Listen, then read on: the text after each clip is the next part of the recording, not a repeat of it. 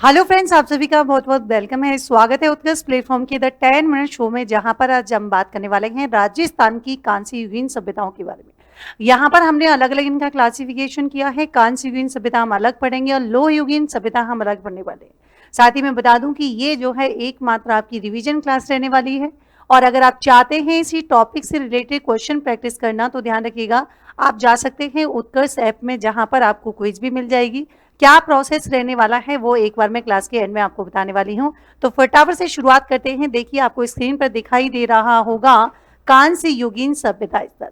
यहाँ से कई बार एग्जाम में क्वेश्चन ये पूछ लिया जाता है कि निम्नलिखित में से कौन सी कांस्य युगीन सभ्यता नहीं है, या कौन सी जो है कांस्य युगीन सभ्यता है, या फिर किसी सिविलाइजेशन का नाम देकर उसके बारे में डिटेल्स में क्वेश्चन पूछे जाते हैं। तो आजकल सिंगल लाइनर पूछने का जो कमीशन की अप्रोच है, जो कमीशन का पूछने का तरीका है, उसमें भी काफ़ी चेंजेस देखने को मिले हैं। तो आपको भी समय की मांग के अनुसार ही जो है टॉपिक क्या करना है जी, टॉपिक को पढ़ना है। तो देखिए, यहाँ पर हम बात करेंगे सबसे पहले कालीबंगा। इसके बारे में कुछ हम इंपॉर्टेंट फैक्ट देखते हैं। पहली बात तो देखिए, ये जो आपकी कालीबंगा है कौन सी है, तो आप कहेंगे कि यहाँ पर जो हम कालीबंगा की बात कर रहे हैं, इसका मतलब ही क्या होता है, काले रंग की चूड़ियाँ। क्या होता है, काले रंग की चूड़ियाँ यहाँ पर क्या हो जाएगा, इसका मतलब होता है। अगर हम यहाँ पर बात करेंगे कि ये किस प्रकार की सभ्यता है, कहाँ से कालीबंगा और कहाँ से क्या हो जाएगा, कांस्य युगीन सभ्यता। और साथ ही साथ ध्यान रखिएगा, ये आपकी कैसे होने वाली है, नगरीय सभ्यता हो जाएगी। मतलब ये अगर आपसे पूछे कैसी सिविलाइजेशन थी, तो अर्बन सिविलाइजेशन यहाँ पर होने वाली है। अब बात आती है कार्बन डेटिंग पद्धति। आप जानते होंगे कि कार्बन डेटिंग पद्धति क्या होती है। इसके अकॉर्डिंग अगर हम इसकी समय अवधि देखें, तो यहाँ पर आपको स्पेशली ध्यान रखना है 2400, यानी कि ईसा पूर्व से कितना हो जाएगा, 2250 ईसा पूर्व यहाँ पर होने वाला है। आपसे पूछें कि देखिए कौन से जिले में लोकेटेड है, ये आपके हनुमानगढ़ जिले में लोकेटेड हो जाएगी। नदी कौन सी हो जाएगी, नदी आपके रहने वाली है सरस्वती नदी के किनारे। क्योंकि कोई भी सिविलाइजेशन जो होती है वो हमेशा कहाँ विकसित होती है, नदी के किनारे विकसित होती है। तीसरी इंपॉर्टेंट बात आती है कि भाई देखिए, इसकी पहचान, यानी कि पहली बार खोज कब हुई थी, किसने की थी, और एक्सकेवेशन किसके द्वारा किया गया था। मतलब ये कह रहे हैं कि अगर हम बात करेंगे, ध्यान रखिएगा कि इसकी जो खोज है ना, इसकी खोज की बात हम करेंगे, तो आपने कहा इसकी जो खोज है वो यहाँ पर किसके द्वारा की गई थी, अमलानंद घोष के द्वारा। किसके द्वारा की गई, तो आपको ध्यान रखना है, अमलानंद घोष के द्वारा क्या की गई थी, तो यहाँ पर इसकी खोज की गई थी। और स्पेशली हम ध्यान रखेंगे बीबी लाल और डीके थापर, है ना। अगर आपसे पूछे उत्खनन, तो उत्खनन आपको ध्यान रखना है कि कौन कौन, तो आपने कहा एक तो आपके कौन हो जाएगा, बीबी लाल। कौन है, तो यहाँ पर देखो वैसे ये लिखा हुआ है सब, बट मैं आपको वैसे बता रही हूँ, बीबी लाल और क्या हो जाएगा, बीके थापर हो जाएगा। कौन सा हो जाएगा, बीके थापर आपके हो जाएगा, बीके थापर। और ध्यान रखिएगा, इन्होंने ये जो सभ्यता की खोज है 1961 से 1969 के यहाँ पर एक्सकवेशन, मतलब इन्होंने उत्खनन का कार्य किया था। तो खोज तो की गई थी अमलानंद घोष के द्वारा, उत्खनन की बात करेंगे बीवी लाल थापर। यहाँ से कुछ एविडेंस जो आपको पता होने चाहिए, जैसे अगर आपसे पूछे कि जुते हुए खेत के साक्ष्य, है ना, अगर आपसे पूछे कि जुते हुए खेत के साक्ष्य, और यहाँ तक कि आपसे पूछे मिश्रित खेती की बात करेंगे, तो ये भी आपके कालीबंगा हो जाएगा। आपसे पूछे बेलनाकार, है ना, तो बेलनाकार जो है तंदूरा की बात हम करेंगे, तंदूर की, ये आपके यहाँ से हो जाएगा। आपसे पूछे कि देखिए विश्व में पहली, मतलब जो भूकंप के साक्ष्य हैं वो भी आपको कहाँ से मिले थे, कालीबंगा से मिले थे। 7 अग्नि वेदिकाओं की बात करेंगे, किसकी बात करेंगे, 7 अग्नि वेदिकाओं की बात करेंगे, तो इसके एविडेंस भी हमें कहाँ से मिलते हैं, तो ये भी हमें मिलते हैं कहाँ से, कालीबंगा से। फिर बात आती है कि देखिए कि यहाँ पर कालीबंगा को दीनहीन बस्ती के रूप में क्या किया गया है, तो आप कहेंगे दीनहीन बस्ती भी कहा जाता है। और आप जानते हैं कि यहाँ पर अगर आपसे पूछे कि प्राक हड़प्पा कालीन और उत्तर हड़प्पा कालीन अवशेष जो हमको मिले हैं कहाँ से, कालीबंगा से। आप ये कह रहे हैं कि देखिए उत्खनन के यहाँ पर 5 स्तर है, जो कालीबंगा है उसके उत्खनन के कितने हो जाएंगे, 5 स्तर यहाँ पर हो जाएंगे। तो आपने कहा कि पहला और दूसरा, मतलब पहला और सेकंड जो चरण है या मैं कहूँ जो लेवल है इसका, वो आपके कौन सा है, पूर्व हड़प्पा कालीन है। कैसा हो जाएगा, वो आपके पूर्व हड़प्पा कालीन कैसा है, तो आप कहेंगे पूर्व हड़प्पा कालीन हो जाएगा। और आपसे कह रहे हैं कि इसके अलावा अगर हम यहाँ से जैसे पूर्व हड़प्पा कालीन के जुते हुए खेत हो गए, हल रेखाएं हो गई, मिश्रित खेती हो गई, ऊंट की अस्थियों के साक्ष्य मिले हैं, और भूकंप के साक्ष्य भी जो है हमको कहाँ से मिले हैं, कालीबंगा से मिले हैं। अगर आपसे पूछे कि विश्व में सर्वप्रथम लकड़ी की नाली के जो अवशेष हैं वो आपके कहाँ से, कालीबंगा से। मिट्टी से बना कुत्ता, भेड़िया, चूहा, हाथी की प्रतिमाएं मिली हैं। अब यहाँ से देखिए पैट्रियार्कल जो है सोसाइटी या फिर जो है मैट्रियार्कल, तो यहाँ से मात्र सत्तात्मक परिवार की व्यवस्था विद्यमान मिलती है। ये कई बार एग्जाम में पूछा जाता है। कपाल छेदन शल्य क्रिया, ये भी आपको यहीं से मिलती है। युगल कब्र के साक्ष्य भी हमें यहाँ से मिले हैं।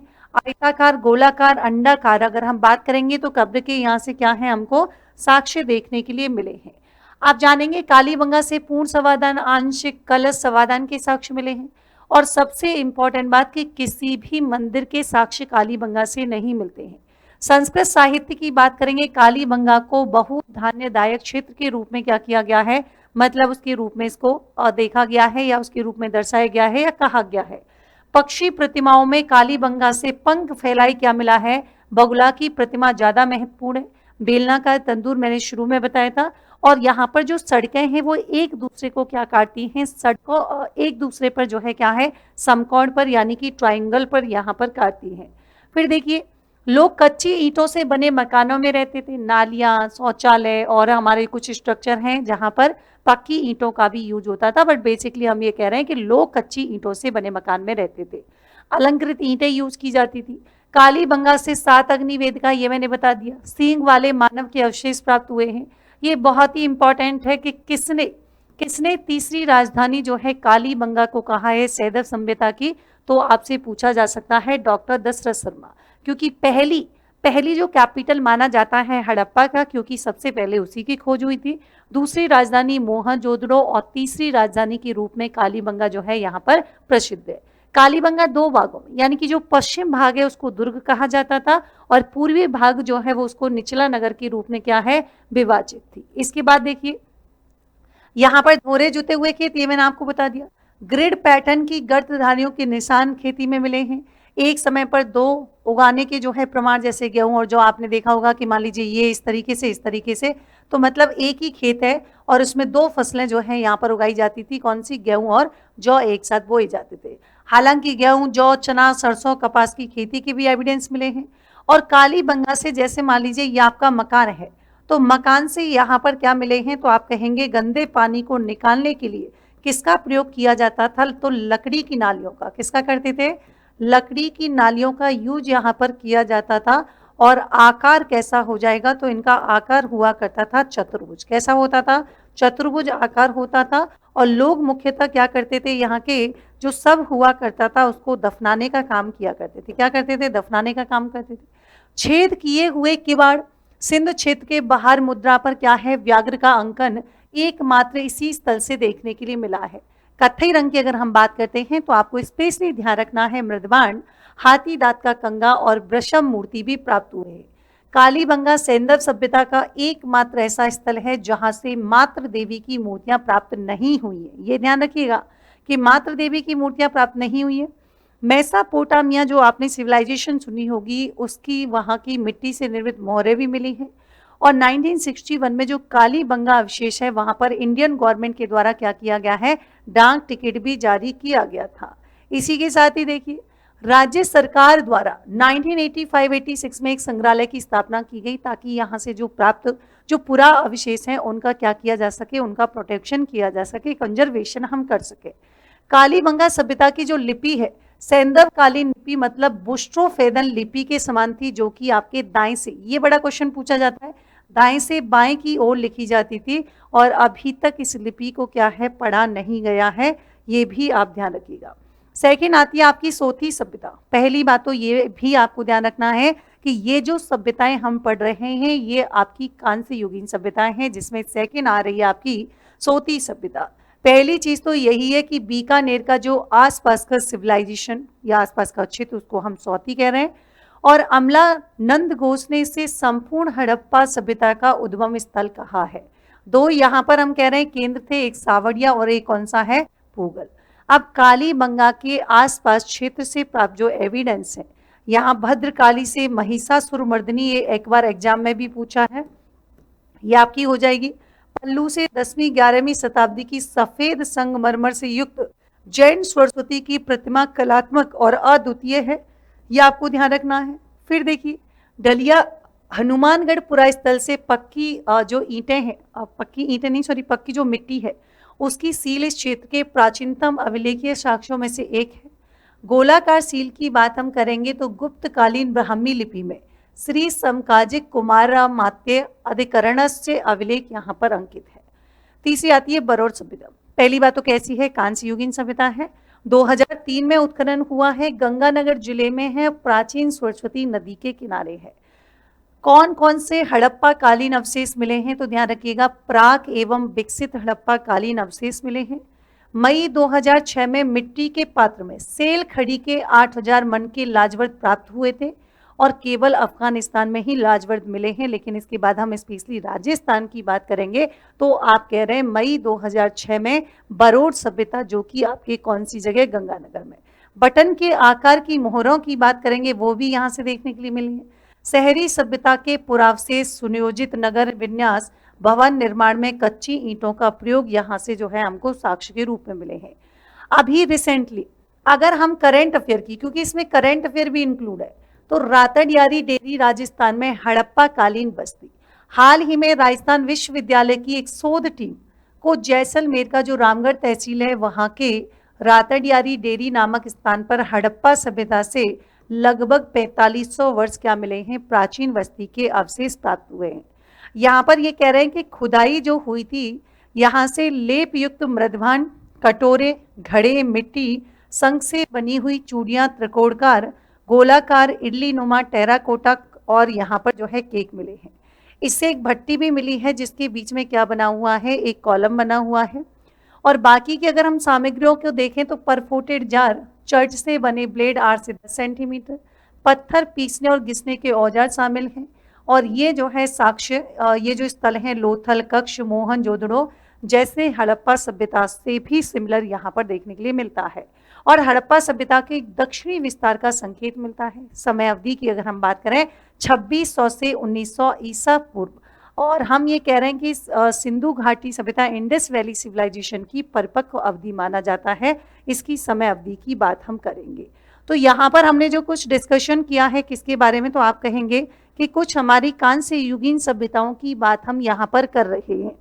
लेकिन मैं आपको बता दूं, अगर आपका सपना है आरएस बनने का तो देखिए जी अच्छा एक चीज और कि अगर हम बात करेंगे कि अभी बिग समर सेल भी चल रहा है और बिग समर सेल के साथ यहाँ पर आपके लिए उत्कर्ष कुछ और नवाचार के रूप में लेकर के आया है।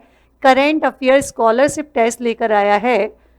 31 मई से 7 जून रहेगा, सुबह 10 बजे से 12 बजे तक और शाम को 4 बजे से लेकर 6 बजे तक रोजाना, यानी कि निःशुल्क रहने वाला है। Scholarship benefit on offline batch fee, ये आपको ध्यान रखना है कि देखिए 98% अगर आप लेके आते, मतलब स्कॉलरशिप टेस्ट होगा, आप 98% लाते हैं तो यहाँ पर आपको 75% जो है ऑफलाइन बैच फीस में जो है डिस्काउंट मिलेगा, बेनिफिट मिलेगा। आप 95% से 97.99% लाते हैं, आपको 50% ऑफ मिलेगा। 90% से 94.99% लाते हैं तो आपको 25%, और 60 से 89 तक लाते हैं तो कितना हो जाएगा, 20% हो जाएगा। हाँ, लेकिन ये जरूर है कि ऐसे बच्चे जिन्होंने टेस्ट में पार्टिसिपेट किया लेकिन उनका जो यहाँ पर जो डेटा बताया गया है उसमें अगर नहीं आता है तो भी उनको घबराने की जरूरत नहीं है, क्योंकि अगर उन्होंने टेस्ट में भाग लिया है तो 10% स्कॉलरशिप तो उसको डेफिनेटली मिलने वाली है। और ऑफलाइन जो काउंसलिंग सेमिनार होने जा रहा है उसमें आप भाग ले सकते हैं। और भाग लेने के लिए प्रोसेस क्या होने वाला है, तो आप स्क्रीन पर दिए गए QR कोड को स्कैन कीजिएगा या आप विजिट भी कर सकते हैं जयपुरा के। और यहाँ पर ये जो QR कोड है आप स्कैन कीजिए और आप अभी रजिस्टर कर सकते हैं। देखिए बिग समर सेल ऑफर चल रहा है। पहली बात तो ये स्पेशली ध्यान रखना है, आपकी लास्ट डेट रहने वाली है 3 जून। और खुद निर्मल सर अभी जो है क्या है आप जानते हैं सीईओ के रूप में सुपर एक्टिव हैं, तो वो चाहते हैं कि दूर दराज में वंचित वर्ग जो है वहां तक भी शिक्षा की पहुंच सुगम हो, आसान हो सके। इसी के लिए सर चाहते हैं कि देखिए हर बच्चे को एक मिनिमम प्राइस में, अब देखो आप सोचते होंगे फिर इतना सोचते हैं तो फ्री क्यों नहीं दे देते, क्योंकि जब आपको कोई फ्री चीज मिलती है आप उसकी वैल्यू नहीं कर पाते तो नाम मात्र का शुल्क भी जरूरी होता है। देखिए स्टैंडर्ड फीस आपके 4000 है, प्राइम फीस 6500 है, लेकिन हम ये कह रहे हैं कि इस बिग समर सेल में आप क्या कर सकते हैं, आरएस के जितने भी ऑनलाइन कोर्सेज हैं अप टू 90% आपको डिस्काउंट मिल सकता है, 6 मंथ एक्स्ट्रा कोर्स वैलिडिटी और कोर्स की वैलिडिटी बढ़ाने पर 25% एक्स्ट्रा डिस्काउंट भी मिल सकता है। साथ ही देखिए फाउंडेशन निर्मल 2.0 इंग्लिश मीडियम बैच है, लाइव फ्रॉम स्टूडियो रहेगा और प्राइस हमारी रहने वाली है कितनी 8000। तो कभी हमारा जो है माध्यम क्या नहीं बनना चाहिए, अपने सपने के बीच में नहीं आना चाहिए, और अगर ऐसा हो रहा है तो इसका मतलब हम अपने सपने को छोड़ रहे हैं। तो सपना भी ना छूटे और कुछ ऐसा मिल जाए कि जहां से हमारा सपना पूरा होने में हेल्प मिल जाए, तो उत्कर्ष का ये निर्मल 2.0 English medium batch live from studio रहने वाला है। फिर भी आपको लगे मन में बहुत सारे डाउट हैं, है ना, तो आप स्क्रीन पर दिए गए कॉन्टेक्ट नंबर पे कॉल कर सकते हैं। 3 जून तक ये सेल आपकी रहने वाली है। आपने कहा प्रीलिम, देखिए बहुत सारे स्टूडेंट्स ऐसे हैं जो एक लंबे समय से तैयारी कर रहे हैं, सब्जेक्टिव पार्ट बहुत अच्छा है और अब लास्ट टाइम पे क्या करें या कई बार प्रीलिम्स नहीं निकल पाता, तो एक टारगेटेड पढ़ाई आप प्रीलिम्स बैच के साथ कर सकते हैं। 8 जून से शुरू होने जा रहा है, Jodhpur Jaipur live from classroom रहेगा और यहाँ पर स्टैंडर्ड फीस 6500 रुपये, प्राइम फीस 10,000 होने वाली है, अप टू 90% डिस्काउंट मिलेगा। 6 मंथ की एक्स्ट्रा कोर्स वैलिडिटी और कोर्स की वैलिडिटी अगर आप बढ़ाते हैं तो 25% एक्स्ट्रा आपको क्या मिल जाएगा, डिस्काउंट मिल जाएगा। निर्मल बैच 9.0 लाइव फ्रॉम स्टूडियो 1 जून 2026 से शुरू होगा, प्राइम फीस 15,000 रुपये और यहाँ पर भी वही सेम चीज़ें हैं जो आपको मिलने वाली हैं, 90% डिस्काउंट, 6 मंथ का एक्स्ट्रा कोर्स वैलिडिटी, ये सारा कुछ आपको मिलेगा।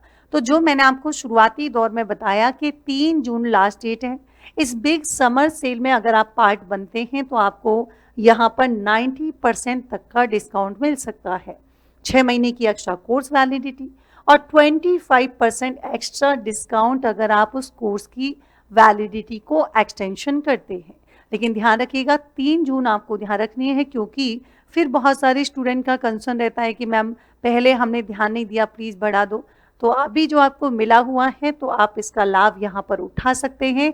फिर भी अगर आपको लगे कोई डाउट है, कुछ भी है, तो आप स्क्रीन पर दिए गए कॉन्टैक्ट नंबर पे कॉल कर सकते हैं। चलिए सो मिलते हैं नेक्स्ट सेशन में एक नए टॉपिक के साथ, तब तक के लिए thank you so much, take care, good night.